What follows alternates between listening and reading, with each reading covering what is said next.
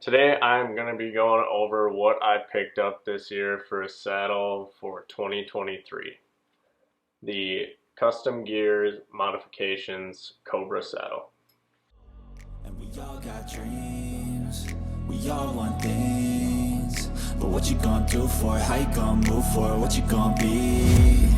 And do you believe you can do anything?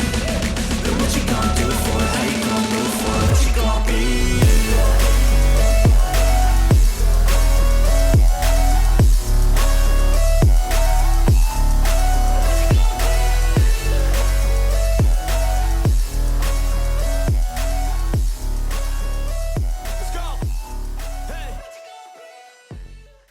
So I decided to switch it up a little bit this year. I've been running a tethered Mantis for the past 2 years. That was my first saddle I ever bought, and I needed something that was going to be a little bit roomier.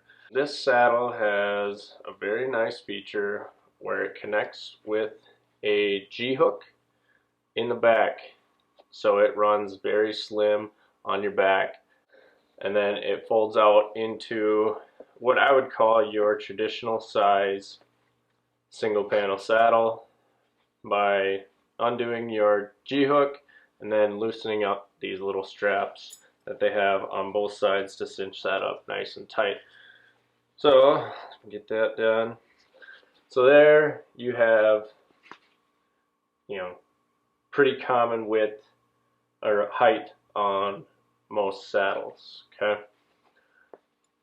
But the reason I went to this is it has one extra feature, and that is it is pleated down the middle here.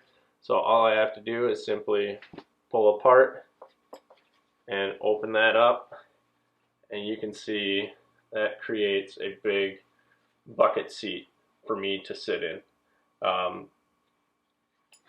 I was running into, I wouldn't say problems, but I was having issues later in the season where I'd be wearing bulkier clothes, and that smaller tethered Mantis was great for the early season, but when I got later into the season, it just felt like I was scrunched up inside of that saddle. So I had looked at a couple different other options for saddles at the beginning of the summer here, and this one kind of caught my eye because, first of all, veteran owned and operated. Always support those style of companies, especially when they're putting out a product that is high quality like this. There's a couple others on the market. I know Tether just came out with their new one where you can pull the bottom down, and it is also kind of that pleated style, but not quite like this pleat is. And then also Cruiser makes their XC saddle, which was the one I was primarily looking at. But what separated them for me was customization and also the price. I didn't go too crazy customization wise. I actually kept it very simple and plain. But they have a ton of different options that you can do with your saddle. So first of all, I went, obviously you can tell it's just straight black. I went with their blackout model. Nothing fancy, nothing crazy. They do have it where it is a coyote brown, and also I think an olive drab green, if I remember correctly. They also have a couple different options on your molly, which you can do, can't remember what the snake skin was called, but it's like a snake skin pattern around the top for your top molly there. But then they also have camo shells that you can get that will cover your mesh portion. Let me get this folded back down. So they have a camo shell in various amounts of camo patterns, true timber, and also some like old school camo stuff that you can do all the way around this outer shell. They are also a little extra when you add those things. Not a lot, but I was looking to just get a saddle that was going to be affordable, you could say. Most saddles on the market now are touching $300. and this one at 225, just the right option for me. I'm kind of budget minded when it comes to that stuff, but also wanted the quality. So this was the right option for me. So I got the size 1. Um, they have 2 different sizes. Size 1 goes up to a 36-inch waist, and they do have layering in mind when they build the saddle. For me, this saddle will come just to the outside of the point of my hips, which is pretty good. I have tried it on with my heavier pants. Not an issue there as far as feeling really tight and restricted around there. But they have a size 2, which they claim is for everybody else. They have a couple of different belt options. One belt option is just your 1-inch black webbing with a D-ring, and so all you do there, pull and slide. When you want to loosen it, just flip that tab back and pull back. You can pop this out, but I don't see the need to. I can slip it right down my legs and it works just fine. The other option is an 6mm Oplux rope for the belt, which is also what they use for their bridge. There is another company, I think it's Latitude, is the other company that runs that 6mm Oplux for your waist belt. With that, you're not going to have any metal clanking around, but that's not a concern of mine. I haven't noticed an issue when tightening or loosening this with that flopping around. I never take this off or put it on out in the woods. It's always tight to me when I'm walking out and when I'm leaving. So that's not an issue to me, and I just like this standard 1-inch webbing. So you can also get an extra row of MOLLE added. I think you can get it added to the top or to the bottom, or maybe both. I'd have to check that out again, but you can get an extra row of MOLLE added. It is going to cost you extra, just like adding any extra features that they have. They also have what's called a prime feature, so you can add gear ties or gear straps to this, so there's gear straps hanging off.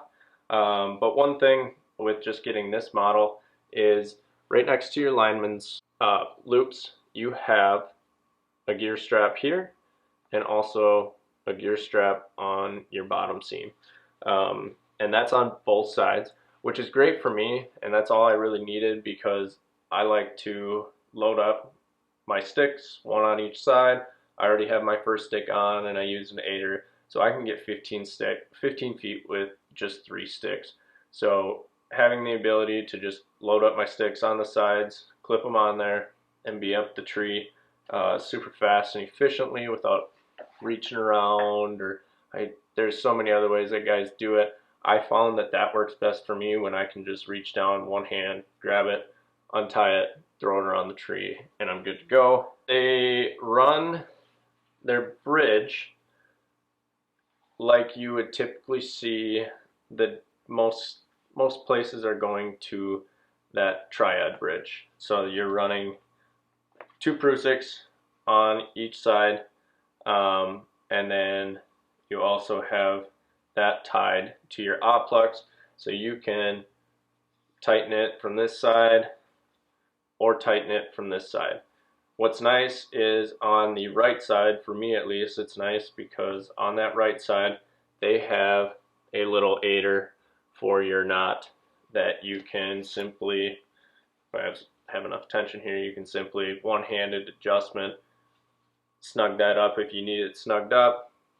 Otherwise, as always with a Prusik, you can always one-hand adjust it down. That's nice for finding your comfort level. I found with my tethered mantis that I had, I used their stock bridge that they had for the longest time, but I didn't like how it sat in various trees. Say for instance, I have a tree where I'm sitting my only option is to sit on the side that is leaning back. Um, well, then I like to run it a little bit snugger so I can get up close to that tree so I don't feel like I'm leaning too far out. Otherwise, I run on the top side of the tree. I will run it lower, and when your bridge is sticking way out, that would put me too far out away from the tree. And yeah, I felt good and secure, but if I had to swing to make a shot, it was a giant swinging motion. And so that's why having the ability to adjust your bridge is, in my opinion, key. There's no reason you shouldn't have this on there, because it just maximizes your comfort level and also your adjustment to where you're sitting at in the tree. Overall, I've only sat in this a few times, practiced with it a few times. The one thing that I noticed is when you're first getting this pleat to kind of break in, it feels like it's pinching on your hips a little bit. It's not terrible. It could be worse. But I watched a couple other videos and guys talked about it, and they said after 4 or 5 sits in it, you start to break that in and loosen that material up a little bit. And I've already started to notice, just from sitting in it, swinging around in the tree in it, that it has loosened up some, and it doesn't feel like it's pinching so dang tight on the hips. So I figured I'd come outside and give you guys a little preview of what it looks like when I'm actually wearing this Cobra saddle. Very nice and slim. I snugged that Oplux up. I've always been one that just tucks it into the belt. So I may play around with that, see what I like the most. I'm changing it constantly anyways, depending on what type of tree I'm in, and the angle I'm going to be sitting in. So that's the beauty, again, of this adjustable bridge. Very slim, sleek, nice and snug. This belt does a great job of keeping this up on my waist. I haven't noticed it loosening up on me. It doesn't feel like there's a ton of bulk here. Obviously, I don't have my dump pouches on yet. I am getting some of those in here soon. Very slim, sits up high on the waist. I mean, you can run this wherever you want to, but it doesn't take up a lot of room on the waist when I'm walking in. And also, I don't have those leg loops pinching me, say I gotta climb over a tree. It's not riding up on that thigh. So I'll just drop this down now into the regular position, loosen up your side straps, and popping out that G-hook so it drops down. So that's what it looks like in the just standard saddle size there, without pulling that pleat apart. Okay, there, that's what I'm talking about, is that strap right there. When I lift my leg, kind of digs into that front side, so I kind of like to run them a little bit looser so they're not so dang tight on me there.